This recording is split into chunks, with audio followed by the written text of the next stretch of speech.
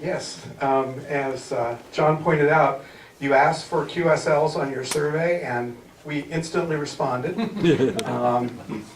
We have two very well qualified speakers, Chuck Catledge, who I think you all know from numerous things here at North Fulton, and Bill Barr and 4NX, who you may all not know quite as well. Bill is a DXCC Honor Roll member. He is also a card checker for ARRL. Very, very knowledgeable about the ins and outs of QSLing. And we wanted to accomplish two things tonight. Not only did we want to talk about the mechanics of how you QSL, but also give you some flavor of why it's a good thing to do, or at least why it's a fun thing to do. So, without further ado, I don't know how the two of you want to divide it up, but who's up first? Well, I'm up first because I'm the warm-up. Depends which login. For the bigger show, and that's really true tonight. Chuck's taking on the tough part of this, and mine is fairly easy. And I think some of you have seen part of this before, and I apologize for that. But maybe it'll bring some questions up.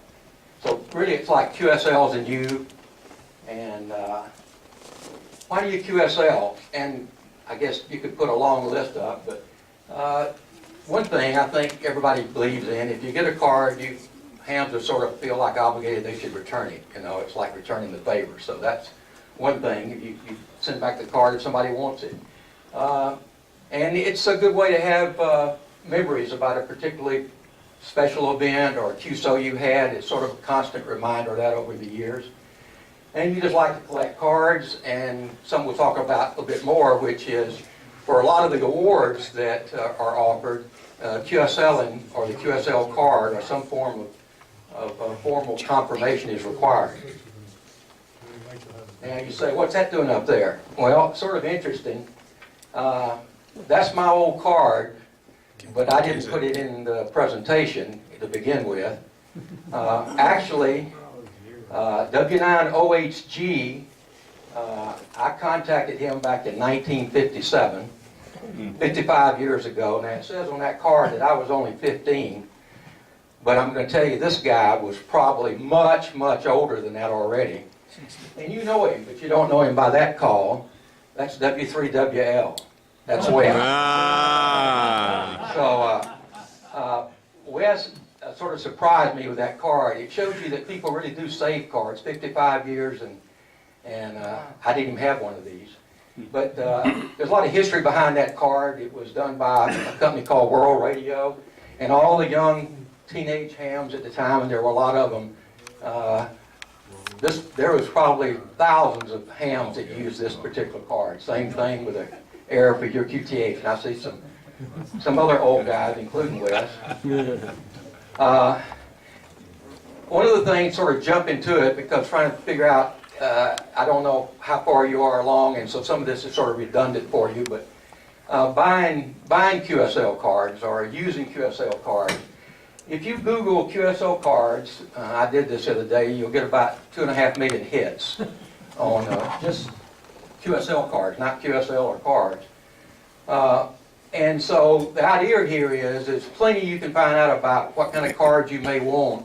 You don't really need a lot of help from me, but I thought I'd just give you just three, not that I endorse, but give you an idea of what's out there. This top one, www.globalqsl.com, it's actually a company that's in Israel, and they will send cards to you printed for about 11 cents each. I broke these all down on a per card basis. And these are full color both sides. And by the way, some of you saw all these cards laid on the table back in the back that are just loose out there, a lot of pretty colors and everything. Those are going to go into garbage. So I want you to take a handful if you want them to look at or to share with other people, but I don't want to take them home. They'll go in the garbage otherwise, and you'll see why in a few minutes. But this particular company does something that's really neat. They will actually, if you send them a copy of your log in the ADIF format, and for those of you who don't know, that's just a format within a login program. If you actually send them your log and designate who you want cards to go to, when you have your cards printed, they will print the QSL information of the people you worked and send them through the World Bureau. Wow. All for 11 cents each. That's pretty good. It's a beautiful card too. There may be some back in that stack. Amazing. The next one is, Bill, let me add just one thing to that, because I'm very happy with him. We did a special event, and we only needed like 100 cards. And they printed them all full color and everything, and we put our own pictures and everything on it, have full photos and everything, and they shipped 100 cards, because they didn't ship them for us. We wanted the blank cards to fill out. And it was, the whole thing for 100 cards was $18, including the postage from Israel. And they're beautiful. sounds cards. like to me that was a political ploy on your part, because I know you were a ham of the year back. Those were QRP cards, by the way. They were, No, it's a great company. They were little, they were itty bitty, right? So the next one is moving on here, UX5UO, that's Gennady, he's in the Ukraine, and he will send you 1,000 cards for about 8 cents each, right to your door from the Ukraine, okay? And full color both sides. I use this guy, and Southeastern DX Club does their printed cards through him. Does a great job, and it's no problem. You pay for him through PayPal, and very trustworthy guy. But I didn't want to just show all the cards being printed out of our own country. So here's a longtime guy, W4MPY, Wimpy. He will send you 1,000 QSLs for about 8 cents each to your door. But if you order less cards, because you notice I keep using 1,000, you know about the printing business, there's, in numbers you get more. If you only order 250, they're about 28 cents each to your door. So, you can see it. These are not picture type. They're 2-color front and 1-color back. But they're simple and he's fast. Okay. He's next door. Designing the QSL card, you've already done it. This is sort of after the fact. But this is my personal opinion, but it's based on being a QSL manager and receiving cards and how you have to deal with them, okay? Not just display them. When you do it, you should have your call in bold block letters, no QC graphics. These are all my opinion now. If both sides of the card are printed, your call should appear on both sides, because you don't want the guy to have to keep turning back and forth to see who he's going to send the card to. Your QSL card should show things like grid square, county, because the guys you're sending to, they chase awards too, and it tells them, that's one of the things, what grid square you're in, county, and so forth. And it's nice if your QSL shows website and email. That's mine, and this is where I show the website, email, and other stuff, and it's pretty simple. I have 2 locations, so I took one card and used it for both. I can just check off where I'm operating from Fulton County or White County, and I get by with one card. How about getting the card for the most needed country that you want to work? Okay. First thing is, you've got to have an envelope that you send the card in, if you're going to use that manner. The guy's address that you're sending it to, now I'm talking about DX primarily, not domestic, but the same thing is true. Block printed with country, no script, you don't write, this is going, this guy's not an American. No call signs for his address or your return address. Now, I'm not saying you won't get a card back, but a lot of the countries, that's an eye-opener for them to think that maybe there's money or something in there and they want to take it. And this is not required. I had the post office argue with me about this. They have airmail stickers. I suggest you put it on there when you send it out of the country. Not because this country needs to know that it's airmail and send it to the other country, but when it gets into the mail on the other side, that lets them know that, in fact, it gets expedited service. Hey, Bill. Yes? That's okay. Most of our post offices don't know what a QSL, what a IRC is either. Yes, I know. So I'll say something about that. Things you can do to help. You skipped one. Okay. no. there. Okay, I sort of touched on this. Mail theft is a big problem. When they're identified as a ham, they know what hams do. They send dollars, they send other things. So it's a big problem in the former Soviet bloc countries, Africa and Central and South America. It's not so bad in North America, Japan, Oceanic, and Western Europe. In fact, I'd say it's pretty safe, actually. Do not use self-adhesive type envelopes because most of them, if you know and you've done it, you can peel them open yourself. I mean, they're great for sending things inside, but you can just peel the back right off of them. So I wouldn't use that. Here's things I think that can help, and it helps for follow-up. Keep a record of the date you QSL'd and what you included. Just make you a little chart and do it. You included IRC, $1, whatever it is. If card is not received after a reasonable wait, and sometimes that's got to be a little while, most of these times you can find the guy's email, send him an email, and in a very nice way, tell him that you really wanted his card and you want to make sure he got it. If you didn't, you'll send another one. And if it's something really, really rare, you got to do something to catch his attention. You can include something special like a club patch or collectible stamps or whatever. Okay, the following slides I'm going to be talking about mega de-expeditions. Now what do I mean by that, for those of you that don't know? Fortunately, to keep interest in the hobby, and Wes has been on these, we have people that will go to crazy places that nobody else will go, like recently to Mount Halo, HK0NA, to spend a month down there. So that's a mega de-expedition. They made almost 200,000 contacts, 200,000 queues. And the going rate now for almost any of these mega de-expeditions is over 100,000 queues, QSOs. So here's what you do when you're dealing with those people. Rule number 1, follow precisely the instructions of the de-expedition regarding QSL'ing. For example, from our website, when we went to PJ6A, we say, under no circumstances you send card requests via the Bureau. And that's not because we don't support the Bureau. We don't need the cards. So you're sending all this stuff, we have to pay for them to come in. You know, it's money, a lot of money. I paid several $100s just to receive cards that we're going to throw away. All right? So we said, if you want a card and you don't want to give us a donation, that's fine. Request it through a system called OQRS, which is all these de-expeditions have it. What you can do, you can go in and say, I want a QSL card, here's all my data, the contacts that I work, and if I'm in the log, send me a card, and it's okay if you send it through the Bureau. So basically, just by filling it out, you don't have to do anything. You don't have to send your card or anything, and you'll get a card. I respond to all of those. Takes a while to the Bureau. What happens to the QSLs you send? Well, that's where they go.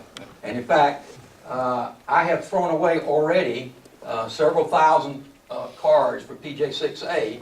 And look at these cards. They're beautiful cards printed up, which brings me to the same point I already made. Back on the table, grab some of those cards. There may be cards back there you want to take a look at in terms of your own design, or maybe you just like the card. There's all kind of, they're high quality postcard type stock now. So take all you want. I'm not taking them home. Okay. Sounds like a threat. Again, we talk about mega de-expeditions. If you are going to send a QSL card, which is fine, you want to make it very simple, and the easiest way to do it is I get some guys sent me 15 cards for every band. And, you know, they probably paid a ton for them, big stack of cards. We don't need that. Put everything on one QSL card, like this example from E74AW.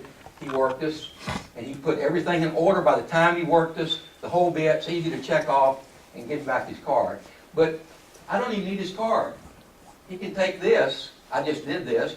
I've done this. Just take a piece of paper, write, please QSL, all QSLs with PJ6, put the time, put it in the envelope, because he doesn't need the card either for the de-expedition. What's the best way to get my card if it's a mega de-expedition? It's OQRS, hands down. Now, that's the system I just mentioned. What you do, you go on the website. It'd be nice if you make a donation, because at very least it was going to cost you probably up to about $5 by the time you pay the card, send it, get it back, the whole thing. So you make a donation and you get your card back. But even if you don't make a donation, you'll get the card eventually. So this is hands down the very best way, no doubt. And it helps the de-expedition. You know why? Because when they use this with PJ6A, I didn't have all those cards. I didn't have to make out any cards. I didn't have to run any labels. The program that we use automatically matches what he says, he typed it in himself. If he's in the log, it prints the label out, it prints out his address label, because he entered that in the data. We stick it on an envelope, put the card in, it's gone. So I spent hundreds of hours of my own time just sending out cards to PJ6A, and I had 6 or 7 other volunteers that worked with me. So it's harder than you think, yes. Quick question, Bill. If the DXpedition uses OQRS, which all the big ones are, and those of us that contribute, we're paying $5, whatever, to get our cards. How much of that contribution goes directly to cover DXpedition costs, and how much of it pays for the OQRS system? Well, it all goes to the DXpedition. There's no charge for OQRS. Okay. Well, that's a great question. Nobody's asked that. A lot of people think if you're doing something that good, the developers, hams are great about giving it. They're proud of what they do, so they give it away. So, they do, and that's cool. So it costs nothing. And again, to reemphasize something, I'm going to tell you something. I don't know of any DXpedition that's shown a profit yet. I need to make a DXpedition. Yeah. Right, Wes? Could you clarify that? If you make a donation, and does it say what the donation needs to be, or you just? No, some of them will do, and I don't like for them to do that, but common sense dictates some of this. Yeah. I'd say, $3 US would be sort of a minimum donation. Okay. And if you do that, they mail your card directly to you. They put it, the envelope's filled out, their stamp, their card, you do nothing. Okay. The other way, if you say, well, I'm not going to do a donation, I just like a card, they'll send it through the bureau. Right. In fact, you say it makes that clear. Choice. Yeah. If you don't make a donation, we're not going to pay to mail those things out. Right. So we'll send it through the bureau, which also, by the way, costs us hundreds of dollars just to send the ones that ask for free ones. That's true. Yes. Okay. Free with Let's an talk a little bit asterisk. about awards. DXCC is a DX Century Club. That's an award. BUCC is a VHF, UHF Century Club. These are all Royal awards. WAC is actually an ITU award, but they've already handled it, worked all continents, worked all states. I think a lot of you have heard of those. DXCC is for working 100 of the 341 current DXCC entities. The key word is entity, not country. We say country, we even say the ward's a country. But actually, as you know, Hawaii is not a country, right? But it is a country. It's an entity for DXCC, so it counts. That's why you have more DXCC entities than you do actual physical formal countries. But as it turns out, there's very, very specific rules that drive what can be a country. I'm not going to cover that tonight. Bill, you need to hold your microphone up, please. I'm sorry. Thank you. Okay. He's a CW guy. Yeah, I am, that's true. BUCC is for working, these are maiden grid squares, or maiden heads. The world is divided into grid quadrants, and with each one of these, like we're in Echo Mary, most of us are, right in here, and I'm like in EM73, and you may be EM75 or something. The grid square is actually the 4-digit number. But this is the maidenhead numbers. It gives you an idea of how many grid squares. These are divided into 100 grid squares each are for the world. And this only applies for VHF and UHF. So that's quite an accomplishment to get 100 grid squares. Okay, worked all continents. It's self-explanatory except one thing, and I always tell people this. I don't think if you talk to a school teacher, she may not agree with you that these are the continents. But they are for worked all continents. Okay.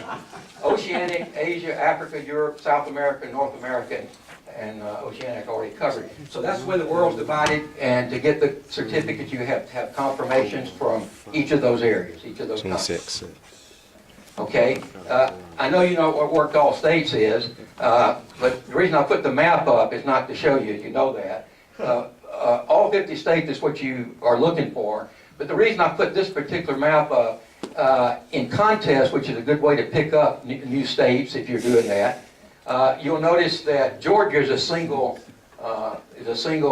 area, but if you go to Florida, you've got 3 sections in it: North Florida, West Central Florida, and South Florida.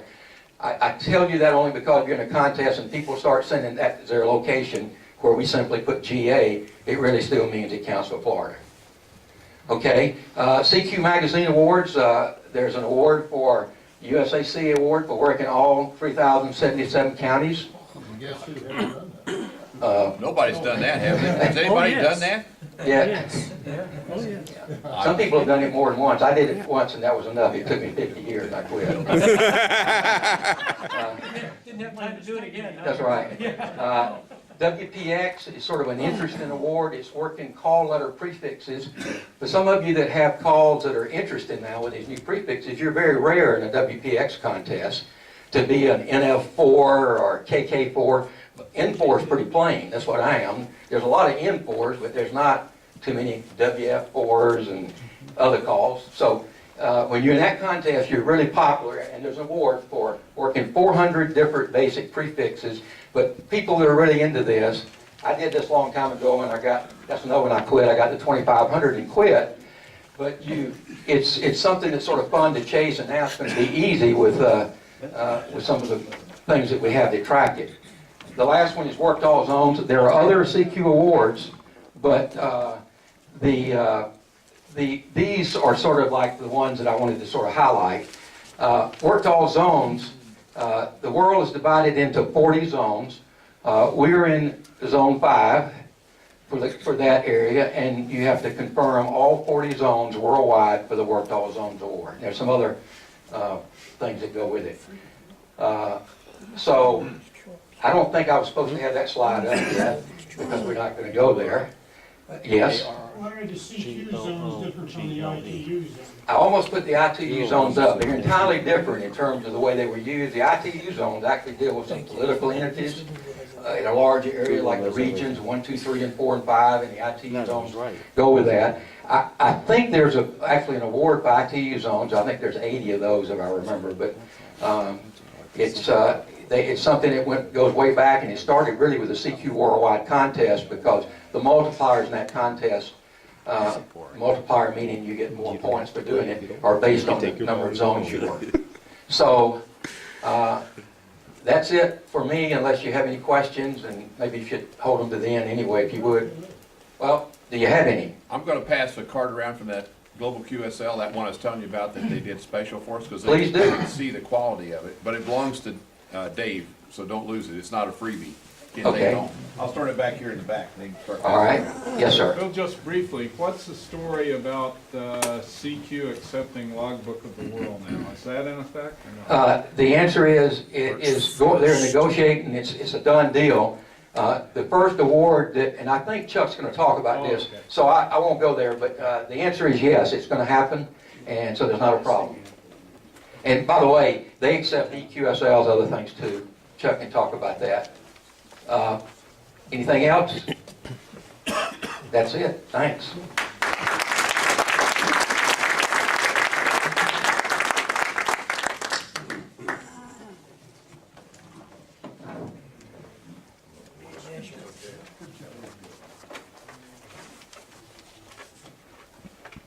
Am I on? Am I on? No. No. How about now? Yes. Yeah, okay, Can you hear me now? I hope so. All right. Well, Bill gave you an introduction that was terrific. The introduction on Bill was right. There's nobody that knows QSL and better than Bill, so I'm sort of just the fill in the gaps guy. He was very modest when he stood up here in the beginning. But I want to talk a little bit about a couple of things he didn't talk about. Bill talked about the physical process of getting cards back and forth, particularly if you're going to mail them directly, as well as what cards look like. But there's a couple of other ways you can get cards around, and Bill did mention bureaus, and I think it's really important that we understand bureaus. Who in here uses a bureau? Who uses the incoming bureaus now? Anybody? Great. That's terrific. How about the outgoing ARRL bureau? Who uses that? Some do that. Okay. Well, if you want your QSL cards nearly free coming in, this is a good reason to use a bureau. It costs you almost nothing.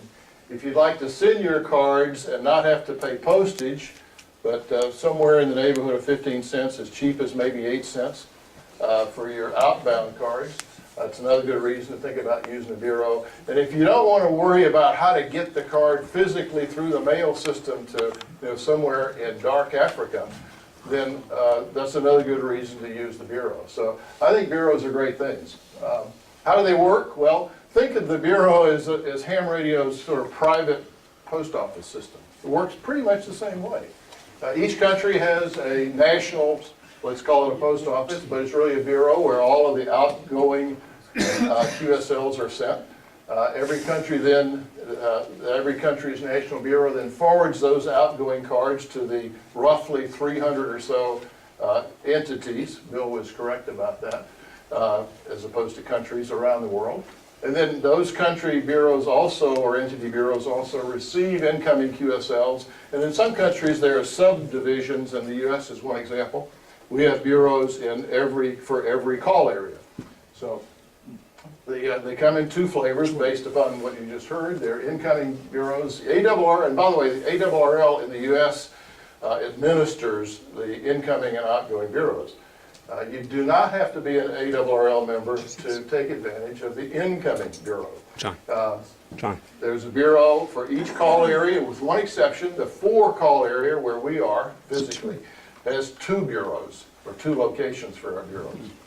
So we're unique in that we have 2. And it functions just like a post office, a box with your call sign on it. But that box only exists if you register. If you don't, the QSLs that I guarantee you will come to that post office with your call sign on it, destined for you. If you've done any DX, you're going to have cards in the bureau. And they're either going to go in your call sign box after you register for it, or they're going to go in the dead letter file, or the dead QSL file. So it's to every one of our advantages to have a registered box in our local bureau, whether it's in foreland or, and by the way, when you register for an incoming bureau, you don't register where you live, you register based upon your call sign. So if you've got a 7 call sign, you want to register for the 7 bureau. All right, outgoing bureaus work the same way, except in the case in the US, to use the ARRL outbound bureau, you must be an ARRL member. That's where one case where membership does have its benefits. You send the cards to the ARRL, and they then forward them on to the DX country. Okay, how do you take advantage of that? Well, all the information and the details on how to do it are on the ARRL website, and they're really straightforward. You go there, you say, what call area am I in? And they'll tell you how to get incoming. And here's the 2 write-ups on how to do the foreland bureau. We have copies of these back on the table, so if you're a fourlander, stop by if you're not a bureau user and pick up the information. This is for if you have a 2-letter prefix, this is the bureau that you use. It's in Sterling, Virginia. If you have a 1-letter prefix, your bureau is in Charlotte. So you can sign up with the bureau, and we make it really easy for you to do it. You can walk out here tonight if you're not a incoming bureau user. You can get an envelope to send to the bureau with return envelopes back, pre-stamped, ready to go. You can drop it in the mailbox on the way home tonight, and if you've done any DX at all in the last year, within a few weeks you'll get some QSL cards back to the bureau. So I encourage you to do this. $5 for an envelope, ready to go, stamps and everything. All right, so every ham should register to do that. All right, what other ways are there to do QSL? What about the whole electronic business? Well, there are, why should you want to do that? Well, first of all, it's quick. Who has gotten a QSL confirmation electronically in less than a day? Okay. Instantaneously in some Yeah, cases. one in a minute. Almost instantly in some cases. One in a minute and a half last night. Right, minute and a half. Minute and a half. Can happen. So if you're interested in awards or instant gratification, then the electronic QSLing can be really good. So it's very quick. You can get QSLs without having requested them, and it's free. There's no cost whatsoever to use electronic QSLing. No postage, no QSL card costs, etc. All right. Now, there are basically 2 independent systems that handle electronic QSLs in the U.S. And this is actually worldwide too, it's not just U.S. These are eligible, these systems can be used by any ham anywhere. The ARRL's sponsored system is called Logbook of the World, or LOTW, owned and operated by ARRL. And as Bill mentioned earlier, this is the system you want to use if you're interested in earning any of the ARRL awards. It does not replace, however, paper QSLs. You will not get a paper QSL through Logbook of the World. So if you want a paper QSL, then you, and use Logbook of the World, then you need to go through the bureaus to send out your QSL and ask for a paper QSL back as well. The other system is called EQSL. It's a private system. It runs kind of like a non-for-profit, although it's not truly a non-for-profit, operated by N5UP out in Texas. And it is primarily used to earn CQ awards that Bill mentioned earlier on. And there are several other organizations that also either formally or informally accept EQSLs. EQSL is electronic, so you can just get electronic information back and forth. But you can also ask EQL to print out on your printer an image of the QSL card that the sending station has registered with EQSL. All right, let's take a little bit of look at a few things about both of these systems so we'll have a little background. Yeah, Bill? I want to add one thing. LOTW, one of the things that is a reason to use it, if nothing else, it's your permanent logbook in the cloud. If you ever lost all your log information, your computer crashed, your logbook burned, whatever it is, you can create every one of your contacts again by downloading off what you'd uploaded. That's very crucial. You know, so for no other reason you ought to put it there. That's a good point. So LOTW invented cloud computing in 2003 then. Right. All right. That's an excellent reason, Bill. Thank you for pointing it out. EQSL will do the same thing too. Okay. I did not know that. All right. Logbook World has right now a little over 48,000 users when I looked at it today, with over 400 million contacts or QSOs logged. That's, if you do the math, that's about 8,000 QSOs per registered user in LOTW. It's a really secure system. LOTW requires that you get a digital certificate that certifies that when you send a log in, it's guaranteed to be you, because you're the only one who has that certificate. No one can forge a QSO for you. The QSOs are matched in the system, so you can't go hunting around to see if somebody registered a QSO with your call on it. The system will only put your QSO and their QSO together, and once that happens, they'll expose it to you. The hit rate on when you send in a LOTW contact, what's the chance of getting it back? Well, it varies kind of all over the map, depending on who you talk to, who you contact. My experience has been it's about 30%, actually a little more than 30% of my QSOs result in an LOTW response. But if you work enough contacts, you could probably eventually make honor roll using LOTW only. As I understand it, and I think Dave did this research, Dave Higgin did this research, all but 2 entities in the world have had LOTW contacts. Is that right? That's right. So theoretically, you can make honor roll on LOTW. It has been done. Has been. Honor roll and 5-band worked all, DXCC. Okay, good point. Yeah, I sort of have my own little personal thing going to see how far I can go with LOTW without overtly doing cards. And I've almost got 5-band DXCC. I've like 80 meters, a few contacts. So you can do a lot without cards. So it's really good.